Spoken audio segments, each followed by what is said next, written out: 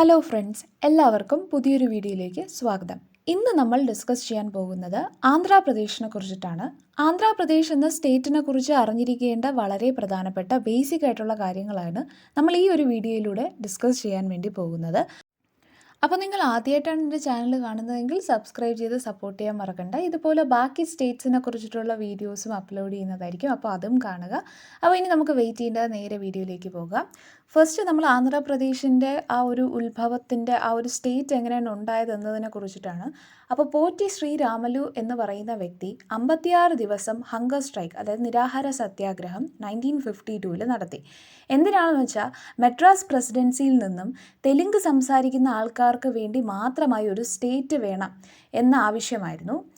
ഇങ്ങനെ ഈ hunger strike, ഈ സത്യാഗ്രഹം കടന്ന് ഇദ്ദേഹം മരിക്കുന്നു.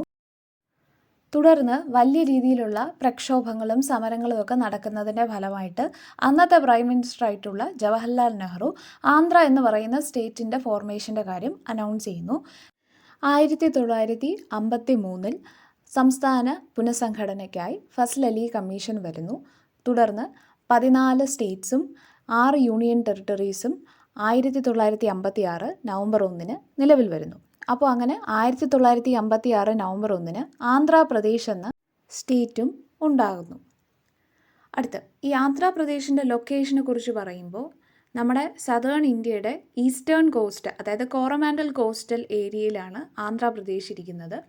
ആന്ധ്രാപ്രദേശ് എന്ന് പറയുന്നത് 7th ലാർജസ്റ്റ് സ്റ്റേറ്റ് ആണ്, ഇന്ത്യയിലെ 7th ലാർജസ്റ്റ് സ്റ്റേറ്റ് ആണ്. പോപ്പുലേഷൻ്റെ അടിസ്ഥാനത്തിൽ 10ാം സ്ഥാനത്താണ്.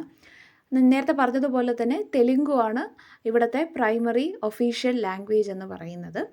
ഇത് one of the classical language ആണ്. തെലുങ്ക് എന്ന് പറയുന്നത് ഒരു ക്ലാസിക്കൽ ലാംഗ്വേജ് ആണ്. പിന്നെ അമരാവതി എന്ന് പറയുന്നതാണ് സ്റ്റേറ്റ് ക്യാപിറ്റൽ. ഇതിൻ്റെ ലാർജസ്റ്റ് സിറ്റി എന്ന് പറയുന്നത് വിശാഖപട്ടണമാണ്. ഇന്ത്യയിലെ 2nd ലോങ്ങസ്റ്റ് കോസ്റ്റൽ ലൈൻ, അതായത് രണ്ടാമത്തെ ഏറ്റവും വലിയ കടൽ തീരം ഉള്ളത് ആന്ധ്രാപ്രദേശിനാണ്. അപ്പോൾ സെക്കൻഡാണ് ആന്ധ്രാപ്രദേശിനുള്ളത്. 2nd ലോങ്ങസ്റ്റ് കോസ്റ്റ് ലൈനാണ് ആന്ധ്രാപ്രദേശിനുള്ളത്. അപ്പോൾ ഫസ്റ്റ് ആർക്കാണെന്ന് ചോദിച്ചാൽ ഗുജറാത്തിനാണ്. ഗുജറാത്തിനാണ് ഇന്ത്യയിലെ ഏറ്റവും വലിയ ലോങ്ങസ്റ്റ് ആയിട്ടുള്ള കോസ്റ്റ് ലൈൻ ഉള്ളത്. ഇനി ആന്ധ്രാപ്രദേശിൻ്റെ ബോർഡേഴ്സ് നോക്കാം. ആന്ധ്രാപ്രദേശ് നോർത്ത് ഈസ്റ്റ് ഭാഗത്തിൽ ഒഡീഷ എന്ന സ്റ്റേറ്റുമായിട്ടാണ് ബോർഡർ വരുന്നത്. നോർത്തിൽ ഛത്തീസ്ഗഡും നോർത്ത് വെസ്റ്റിൽ തെലുങ്കാനയാണ്. ഈ തെലുങ്കാന പണ്ട് ആന്ധ്രാപ്രദേശിൻ്റെ ഭാഗമായിരുന്നു.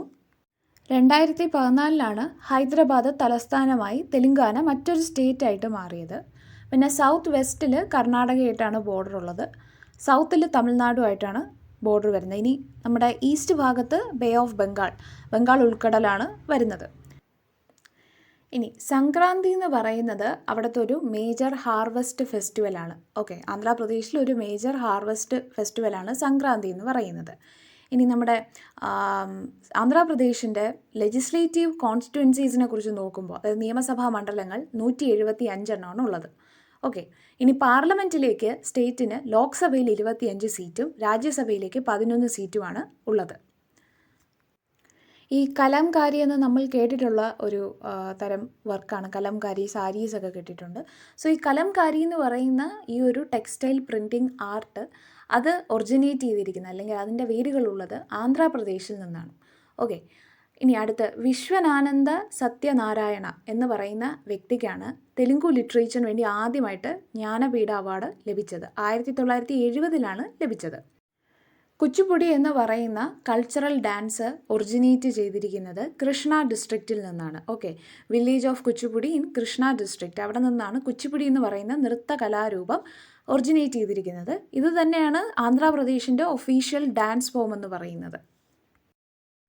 ഇനി ആന്ധ്രാപ്രദേശിൻ്റെ ഒരു ഹിസ്റ്ററി നോക്കുമ്പോൾ ആന്ധ്രാപ്രദേശിൻ്റെ ഫസ്റ്റ് മേജറായിട്ട് അവിടെ ഭരിച്ചിരുന്ന ആരെന്ന് ചോദിക്കുകയാണെങ്കിൽ സതവാഹന ഡൈനാസ്റ്റിയാണ്.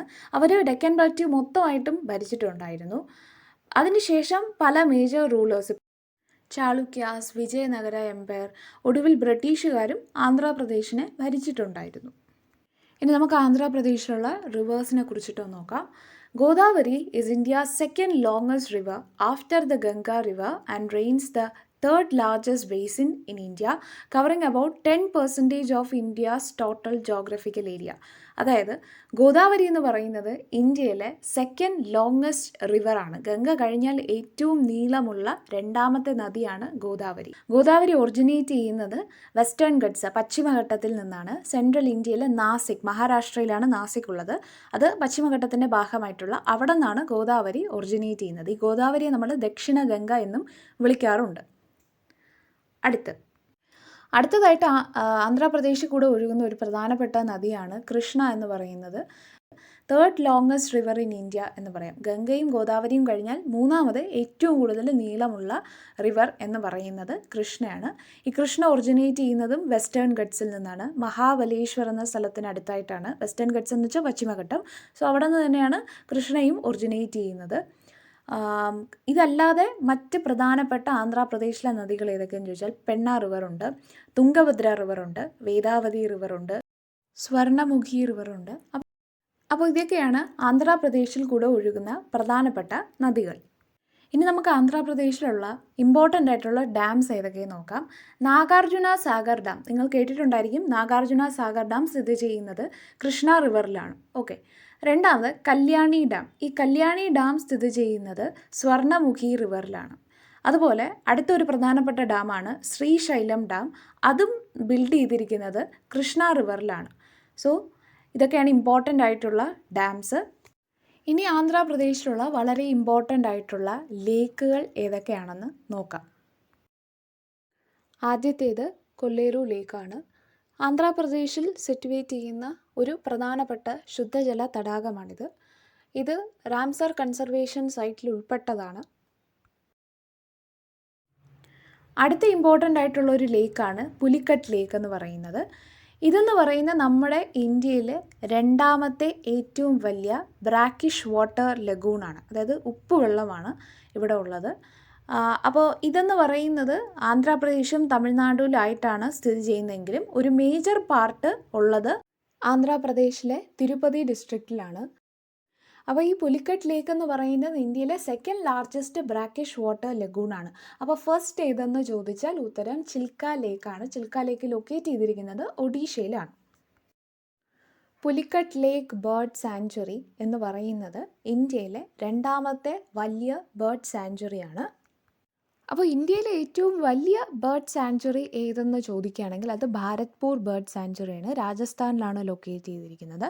അപ്പോൾ ആന്ധ്രാപ്രദേശിലുള്ള പുലിക്കട്ട് ലേക്ക് ബേർഡ് സാങ്ച്വറി എന്ന് പറയുന്നത് ഇന്ത്യയിലെ സെക്കൻഡ് ലാർജസ്റ്റ് ബേർഡ് സാങ്ച്വറി. ഈ കൊറിംഗ വൈൽഡ് ലൈഫ് സാങ്ച്വറി എന്ന് പറയുന്നത് ഒരു എഷ്വറി, അതായത് ഒരു അഴിമുഖത്താണ് സിറ്റുവേറ്റ് ചെയ്തിരിക്കുന്നത് നിയർ കാക്കിനഡ.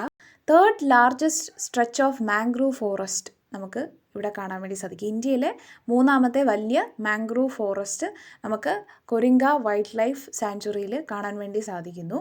ഏകദേശം 24 തരം മാംഗ്രൂവ് ട്രീസിൻ്റെ സ്പീഷീസും 120 ബേർഡ് സ്പീഷീസും ഇവിടെ നമുക്ക് കാണാൻ വേണ്ടി സാധിക്കുന്നു. ഇനി നമുക്ക് പ്രധാനപ്പെട്ട പോർട്ടുകൾ, തുറമുഖങ്ങൾ ഏതൊക്കെയാണെന്ന് നോക്കാം. ആദ്യത്തേത് വളരെ പ്രശസ്തമായ ഒരു പോർട്ടാണ് വിശാഖപട്ടണം പോർട്ട്. ഇത് ആന്ധ്രാപ്രദേശിലുള്ള ഒരു മെയിൻ പോർട്ടാണ്. ഇന്ത്യയിൽ തന്നെ ഉള്ളതിൽ വളരെ പ്രധാനപ്പെട്ട ഒരു പോർട്ടാണ് ഈ വിശാഖപട്ടണം പോർട്ട്. ഇതല്ലാതെ നോക്കുമ്പോൾ കാക്കിനഡ ഡീപ്പ് വാട്ടർ പോർട്ടുണ്ട്. പിന്നെ കൊട്ടപ്പട്ടണം എന്ന് പറയുന്ന ഒരു ആൻഷ്യൻ പോർട്ട്, അത് നെല്ലൂർ ഡിസ്ട്രിക്റ്റിലാണ്. സോ ഇതൊക്കെയാണ് ആന്ധ്രാപ്രദേശിൽ വരുന്ന പ്രധാനപ്പെട്ട പോർട്ട്. ഇത്രയല്ല, കുറേ അധികം ഉണ്ട്. ഇത് ആന്ധ്രാപ്രദേശിനെ കുറിച്ച് വളരെ ബേസിക് ആയിട്ടുള്ള ഒരു ഇൻഫർമേഷൻ തരുന്ന ഒരു വീഡിയോ ആയതുകൊണ്ടാണ് ഈ പ്രധാനപ്പെട്ട 3 മാത്രം ഉൾപ്പെടുത്തിയിരിക്കുന്നത്. നമ്മൾ നേരത്തെ സ്ലൈഡ്സിൽ വളരെ ഇമ്പോർട്ടൻ്റ് ആയിട്ട് ഉള്ള റിവേഴ്സും ഡാംസും അതുപോലെ ലേക്കുകളെയും കുറിച്ച് മാത്രമാണ് പറഞ്ഞിട്ടുള്ളത്. ഇത്രയും മാത്രമല്ല, ഒത്തിരിയധികം ലേക്സും ഡാംസും റിവേഴ്സും ഒക്കെ ആന്ധ്രാപ്രദേശിലുണ്ട്. പക്ഷേ ഈ ഒരു വീഡിയോ വളരെ ബേസിക് ആയിട്ടുള്ള ആന്ധ്രാപ്രദേശിൻ്റെ കാര്യങ്ങൾ പറയുന്നത് കൊണ്ടാണ് ഇമ്പോർട്ടൻ്റ് ആയിട്ടുള്ളവ മാത്രം ഉൾപ്പെടുത്തിയിരിക്കുന്നത്. നിങ്ങൾ ഗൂഗിളിലോ മറ്റോ സെർച്ച് ചെയ്താൽ ഒത്തിരിയധികം ഇൻഫർമേഷൻസ് ഇതിനെക്കുറിച്ച് ലഭിക്കുന്നതായിരിക്കും. അപ്പോൾ നമുക്കിനി അടുത്ത സ്ലൈഡിലേക്ക് പോകാം. ഇനി ആന്ധ്രാപ്രദേശ് എന്തിൻ്റെയൊക്കെ പ്രൊഡക്ഷനിലാണ് 1ാം സ്ഥാനത്തുള്ളതെന്ന് നോക്കാം. ആന്ധ്രാപ്രദേശാണ് ഇന്ത്യയിലെ largest producer of eggs. Okay, മുട്ട ഉൽപ്പാദനത്തിൽ ഏറ്റവും മുന്നിലുള്ള ഇന്ത്യൻ സംസ്ഥാനം ഏതെന്ന് ചോദിച്ചാൽ ഉത്തരം ആന്ധ്രാപ്രദേശാണ്. അതുപോലെ ആന്ധ്രാപ്രദേശ് തന്നെയാണ് largest fish producer in India. Okay, അതിപ്പോൾ ഇൻലാൻഡ് ആയിക്കൊള്ളട്ടെ അല്ലെങ്കിൽ ഓവറോൾ ഫിഷ് പ്രൊഡക്ഷൻ എടുത്താലും ഏറ്റവും കൂടുതൽ മീൻ ഉൽപ്പാദിപ്പിക്കുന്ന സംസ്ഥാനം ഏതെന്ന് ചോദിച്ചാൽ അത് ആന്ധ്രാപ്രദേശാണ്. അതുപോലെ തന്നെയാണ് ചില്ലിയുടെ കാര്യം. ഏറ്റവും കൂടുതൽ മുളക് ഉൽപ്പാദിപ്പിക്കുന്ന ഇന്ത്യൻ സംസ്ഥാനം ഏതെന്ന് ചോദിച്ചാലും ഉത്തരം ആന്ധ്രാപ്രദേശ് തന്നെയാണ്. ഇനി ആന്ധ്രാപ്രദേശിൽ ഉള്ള ഒരു വളരെ ഇമ്പോർട്ടൻ്റ് ആയിട്ടുള്ള ഒരു സ്ഥലമാണ് ശ്രീഹരിക്കോട്ട എന്ന് പറയുന്നത്. ഈ ശ്രീഹരിക്കോട്ട ഒരു ബാരിയർ ഐലൻഡാണ്, ബേ ഓഫ് ബംഗാളിലാണ് സിറ്റുവേറ്റ് ചെയ്തിട്ടുള്ളത്. നെല്ലൂർ ഡിസ്ട്രിക്റ്റിന് ആയിട്ടാണ് ഇത് ലൊക്കേറ്റ് ചെയ്തിരിക്കുന്നത്. നമ്മളെപ്പോഴും കേൾക്കുന്ന ഒരു പേരാണ് സതീഷ് ധവാൻ സ്പേസ് സെൻറ്റർ. അപ്പോൾ ഈ Satish Dhawan space centre locate ചെയ്തിരിക്കുന്നത്, ISROയുടെ Satish Dhawan space centre locate ചെയ്തിരിക്കുന്നത് ശ്രീഹരിക്കോട്ടയിലാണ്. ആ ശ്രീഹരിക്കോട്ട ഉള്ളത് ആന്ധ്രാപ്രദേശിലാണ്.